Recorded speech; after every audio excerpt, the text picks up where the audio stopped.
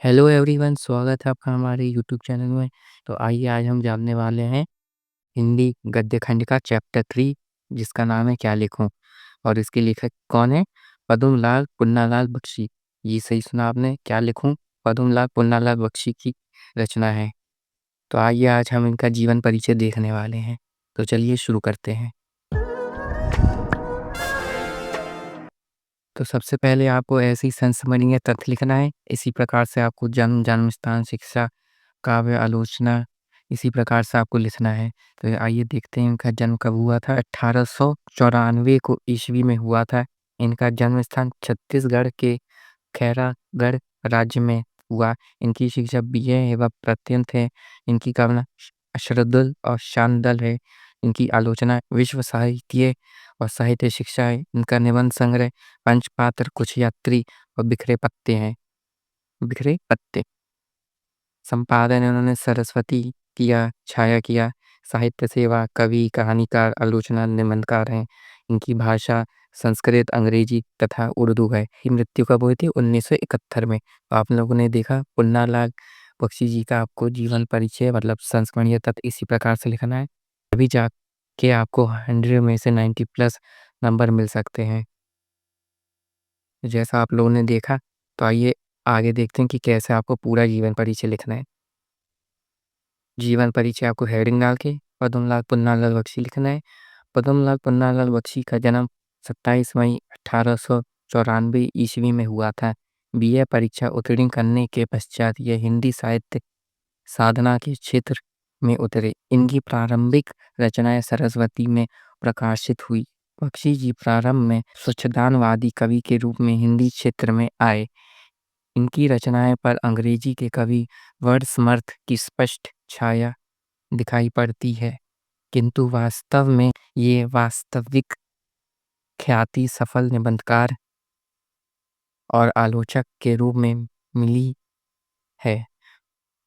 बख्शी जी ने लगभग 70 वर्ष तक सरस्वती का और कुछ वर्षों तक छाया मासिक पत्रिका का संपादन किया। इनका देहांत 27 दिसंबर 1971 ईस्वी में हुआ, मतलब हो गया। तो आप लोगों ने देखा ऐसे आपको जीवन परिचय लिखना है। तो आइए आप इनका गद्य गद्यांश आधारित प्रश्न उत्तर देखते हैं, जो कि आपके 5 नंबर का है।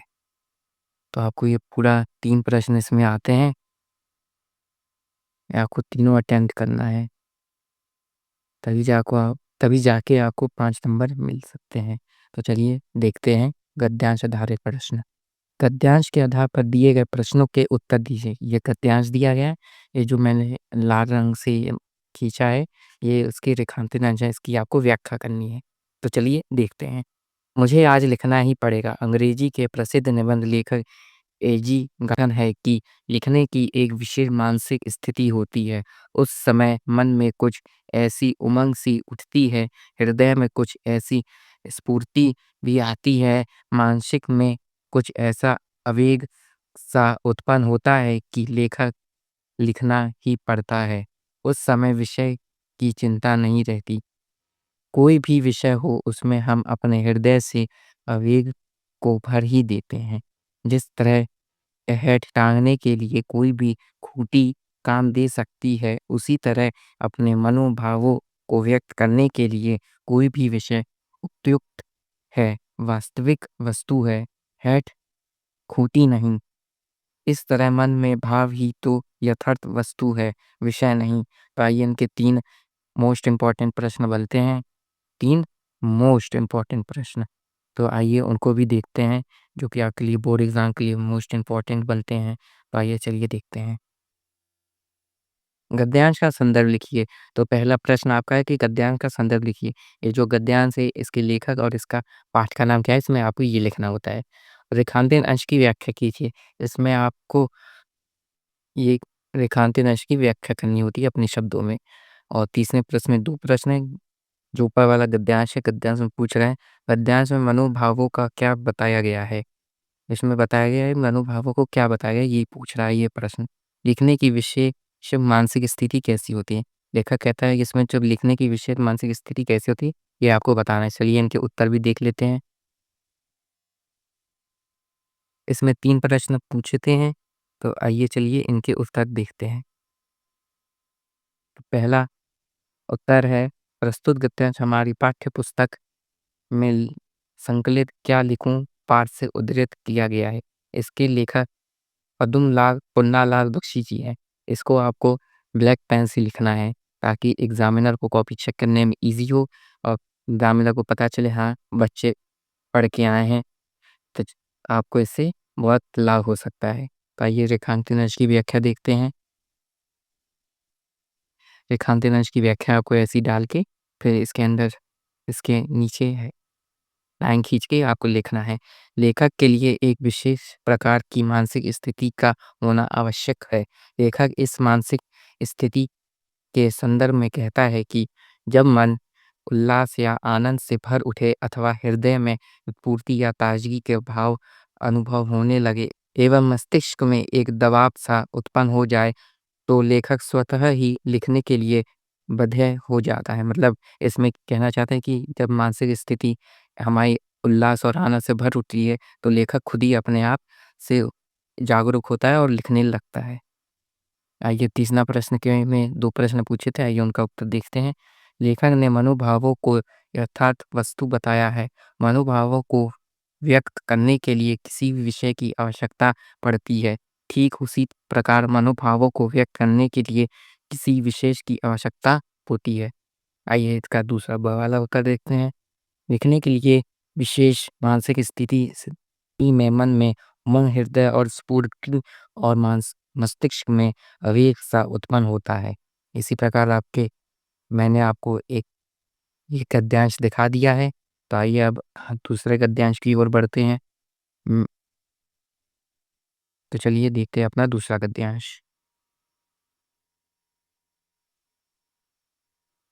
ऐसे निबंधों की सबसे बड़ी विशेषता यह है कि वे मन में स्वच्छंद रचना, उनमें ना कविता की उदात्त कल्पना रहती है, ना आख्यायिक लेखक की समक्ष दृष्टि और ना विनोद की गंभीर तर्कपूर्ण विवेचना।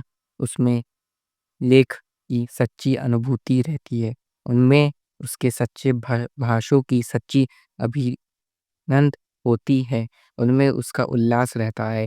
यह निबंध तो उस मानसिक स्थिति में लिखे जाते हैं जिसमें ना ज्ञान की गरिमा रहती है और ना कल्पना की महिमा, जिसमें हम संसार को अपनी ही दृष्टि से देखते हैं और अपने ही भाव से ग्रहण करते हैं।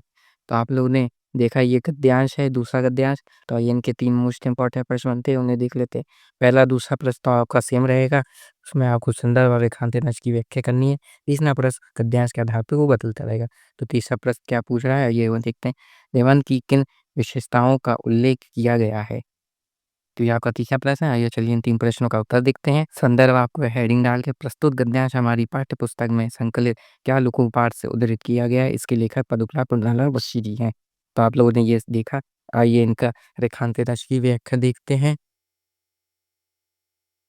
एकादे निबंध मन की स्वच्छंद रचना है। निबंध ऐसी मानसिक स्थिति में लिखे जाते हैं जिसमें ना तो ज्ञान का बड़प्पन रहता है और ये कल्पना की बड़ी उड़ान। कल्पना में हम संसार को अपनी ही दृष्टि से देखते हैं और अपने ही मन में भाव को व्यक्त करते हैं। कहने का तात्पर्य ये है कि निबंध लिखने के समय लेखक का मन एक विशेष स्थिति में होता है। इस स्थिति में वह ना तो अपनी विद्यार्थ को प्रकट करता है और ना ही अपनी कल्पना शक्ति के महत्व को दिखाने की इच्छा करता है। तो आप लोगों ने ये समझ लिया होगा कि इस गद्यांश का रेखांकन की क्या क्या मतलब है। लेखक ये कहता है कि ज्ञान का बड़प्पन रहना और कल्पना की उड़ान, कल्पना में हम संसार को अपनी ही दृष्टि से देखते हैं। जैसा कि आप लोगों ने ये उत्तर देख ही लिया होगा, तो आइए इनका तीसरा प्रश्न का उत्तर देखते हैं। स्वच्छंद निबंधों में सच्चे भावों की सच्ची अभिव्यक्ति होती है, क्योंकि स्वच्छंद निबंध में लेख को जो कुछ अनुभव होता है, उसके मन में जो भाव उत्पन्न होते हैं, उसी स्पष्ट रूप में व्यक्त कर देता है। आइए तीसरा प्रश्न तीसरा प्रश्न आपका हो गया है। 2 गद्यांश मैंने आपको बताया मोस्ट इम्पोर्टेंट गद्यांश है, तो आप ये ज़रूर तैयार करते जाइए। आइए अपना तब से तीसरा गद्यांश देखते हैं।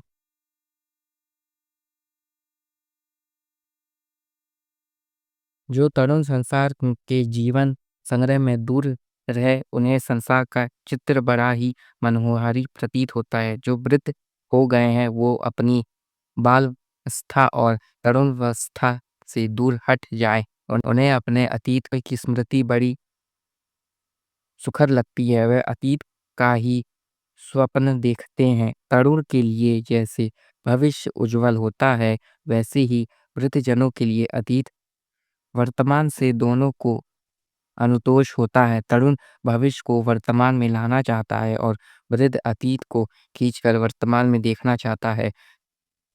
तरुण क्रांत के समर्थ होते हैं और वृद्ध अतीत गौरव को संरक्ष इसी इन्हीं दोनों के कारण सदैव श्रुबद रहता है और इसी से वर्तमान काल सदा सुधारों का काल बना रहता है। सुधारों का काल बना रहता है। तो आइए इनके 3 मोस्ट इम्पोर्टेंट प्रश्न बनते हैं, वो भी देख लेते हैं। तीसरे में आपसे ये 3 प्रश्न पूछते हैं। तो आइए देखते हैं। पहला प्रश्न आपका, दूसरा प्रश्न आपका सेम रहेगा। संदर्भ और रेखांकन नक्श की व्याख्या। तो तीसरा प्रश्न, तरुण और वृद्ध दोनों में क्या चाहते हैं? तरुण जीवन के संग्रह को अनुभव किस प्रकार से दिखाना चाहते हैं? वर्तमान सदैव शुभद क्यों रहता है? तो आइए इनके उत्तर भी देख लेते हैं। पहला उत्तर संदर्भ। पहला उत्तर संदर्भ। प्रस्तुत गद्यांश हमारी पाठ्य पुस्तक में संकलित क्या लेखों पाठ से उद्धृत किया गया है? इसके लेखक पद्मलाल पुन्नालाल बख्शी जी हैं। तो आइए इनकी रेखांकन नक्श की व्याख्या देखते हैं। इसी प्रकार से आपको रेखांकन नक्श की व्याख्या लिखनी है। जैसा कि आप देख सकते हैं, मैंने भी ऐसे ही लिखा है, आपको समझाने के लिए भी और आपको अच्छे नंबर लाने के लिए भी। अब बस मेरे साथ जुड़े जाइए, तो आपको मैं 100 में से 90 प्लस नंबर का दिलवाऊंगा। जो मैं बताऊँ वही आपको पढ़ना है। आपको स्मार्ट वर्क करना है। Smart work plus hard work, ये आपको 90 प्लस नंबर मिलेंगे।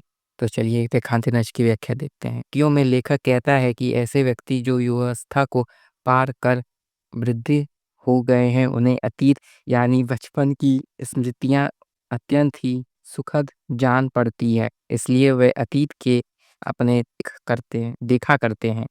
इसलिए वे अतीत के सपने देखा करते हैं। इसी प्रकार एक और युवाओं को जहाँ उनका भविष्य उज्जवल प्रतीत होता है, तो दूसरी ओर वृद्धों को उनका अतीत उन्हें वर्तमान में घसीट कर लाना चाहता है। युवाओं की अभिलाषा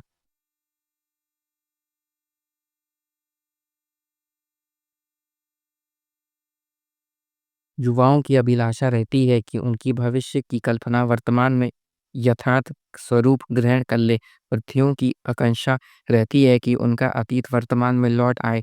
स्पष्ट है कि तरुण अपने उत्साह एवं उत्तेजना के कारण परंपराओं के विरुद्ध क्रांति के समर्थ होते हैं और वृद्ध अतीत की महान परंपराओं और मूल्यों के समर्थ एवं संरक्षक होते हैं। आइए इनका तीसरे प्रश्न का उत्तर देखते हैं। तरुण और वृद्ध दोनों वर्तमान में शबुद रहते हैं, क्योंकि तरुण परंपराओं के विरुद्ध क्रांति के समर्थ होते हैं और उन वृद्धों अतीत के महान परंपराओं और जीवन मूल्यों के समर्थ एवं सुरक्षा होते हैं। तरुण जीवन के संग्रह में अनुभव वर्तमान में ही सुखद और मनमोहक देखना चाहते हैं। तरुण क्रांति के समर्थ है और वृद्ध अतीत गौरव के संरक्षक का इन्हीं दोनों के कारण वर्तमान सदैव शुभद रहता है।